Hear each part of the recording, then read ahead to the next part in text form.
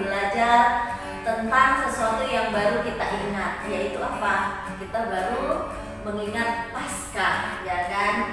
Nah, apa sih arti Paskah itu? Ada yang tahu? Boleh tuliskan di kolom komentar apa yang anak-anak tahu tentang Paskah. Ada anak-anak yang bilang itu ya, apa nak? Telur, nyari telur. Enggak ada hubungannya. Nah, itu Paskah itu nanti kalau di Perjanjian Lama, adik-adik bisa buka Alkitabnya di Keluaran 12. Perikopnya di situ tentang perayaan Paskah. Nah, Kejadian cerita dulu di Perjanjian Lama ya. Kalau Kejadian bicara Perjanjian Lama berarti sebelum zamannya Tuhan Yesus. Nah, Kejadian, Keluaran, Bilang dan seterusnya sampai Meleakhi itu adalah Perjanjian Lama. Nah, di Perjanjian Lama di Keluaran, tepatnya di kitab Keluaran 12 itu diceritakan tentang Paskah. Kalau pasal-pasal sebelumnya, sebelum pasal 12, anak-anak nanti bisa baca, itu dijelaskan apa yang dialami oleh orang Mesir. Dan apa sih orang Mesir ini? Iya, waktu itu orang Israel berada di Mesir dan mereka mengalami penderitaan di sana. Nah, Tuhan mengutus Musa untuk membawa mereka keluar dari tanah Mesir. Waktu itu, waktu Musa ingin membawa orang Israel keluar dari Mesir, tentu raja yang ada di sana yang namanya Raja Firaun ya, nggak mau. Karena waktu itu justru orang-orang Israel ini yang bekerja keras bagi orang Mesir. Jadi Raja Firaun nggak mau. Nah, tapi karena Tuhan yang mengutus Musa untuk membawa mereka keluar dari tanah Mesir, Tuhan nggak mungkin gagal dalam melakukan rencananya. Nah, kalau nanti anak-anak bisa baca dari Keluaran 6 itu bagaimana Tuhan memberikan tulah ya, membuat tulah di sana. Kalau tulah pertama ada yang tahu? Ya, air menjadi darah. Ada juga penyakit sampar. Nah, teacher nggak akan bahas secara gamblang masalah tulah, tapi nanti kita bahas tentang Paskah. Nah, ketika tulah ke-10, ada yang ingat tulah ke-10 itu apa? Ya, benar, kematian anak sulung. Jadi anak sulung raja tersebut juga mati.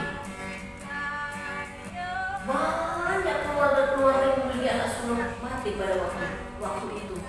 Nah, sebelum tulah ke-10 itu terjadi, Tuhan berbicara kepada Musa untuk dia menyampaikan kepada orang-orang Israel yang ada di Mesir untuk menyembelih hewan, ya, menyembelih hewan, dan darahnya itu diolesi di depan pintu.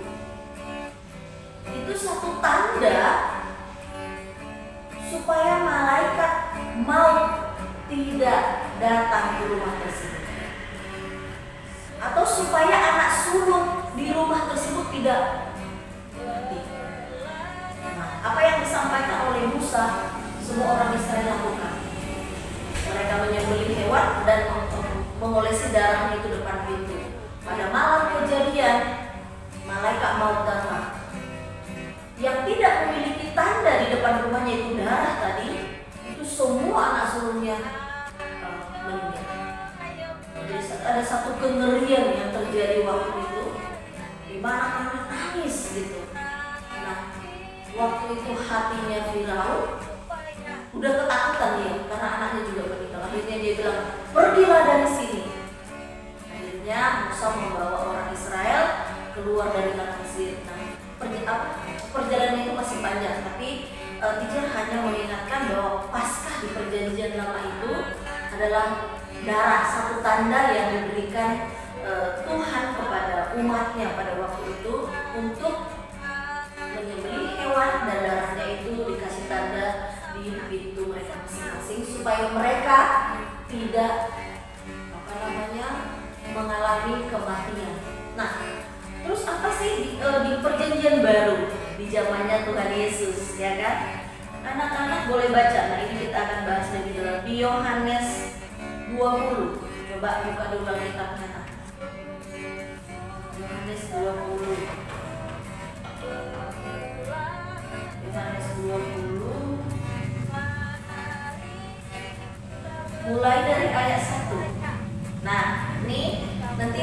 anak-anak dibaca ya nak ya.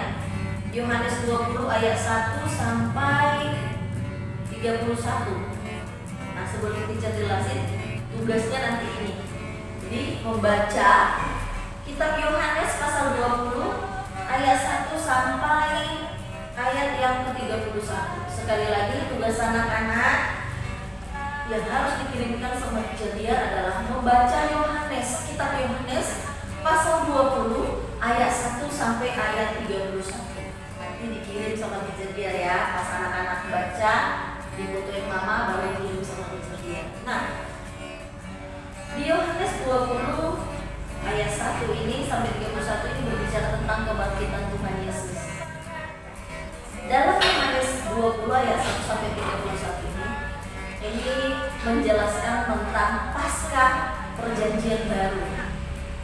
Ya, dimana kalau di Perjanjian Lama darah hewan yang diolesi di pintu-pintu orang Israel supaya mereka tidak mengalami kematian. Nah, pada Perjanjian Baru darah Yesus, darah anak domba Allah. Anak domba Allah itu adalah Yesus Kristus. Itulah sebagai domba Paskah bagi orang Kristen. Nah, ketika Yesus mati di kayu salib, kalau dulu di Perjanjian Lama orang-orang Mesir yang tidak membuat tanda di pintu-pintu, ya mereka mati aja.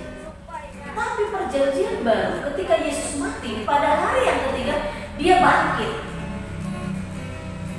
Jadi dosa atau maut tidak bisa mengalahkan Tuhan Yesus, tidak berkuasa atas Yesus, karena pada hari yang ketiga dia bangkit. Nah, bagi orang Kristen Perjanjian Baru, bagi kita, Yesus itu adalah domba Paskah bagi kita. Yesus telah melewati kematian. Dia menyerahkan nyawanya, menyerahkan darahnya sebagai tebusan bagi orang percaya. Makanya orang percaya, meski daging ini semua orang nanti akan meninggal kan? Jadi akan meninggal, anak-anak akan meninggal, orang tua kita akan meninggal. Tetapi sama seperti Yesus, setelah kita meninggal, kita akan mengalami kebangkitan dengan tubuh yang baru. Jadi apa yang dialami Tuhan Yesus itu juga yang akan dialami semua orang percaya. Jadi Passover melewati. Jadi kita bersuka cita di dalam Yesus Kristus karena justru kematian daging itu merupakan awal kita mengalami kehidupan bersama dengan Tuhan di dalam kekekalan. Sampai di sini bisa ya nak ya, pelan-pelan nanti dibaca Yohanes 20 ayat 1 sampai 31. Oke? Bye.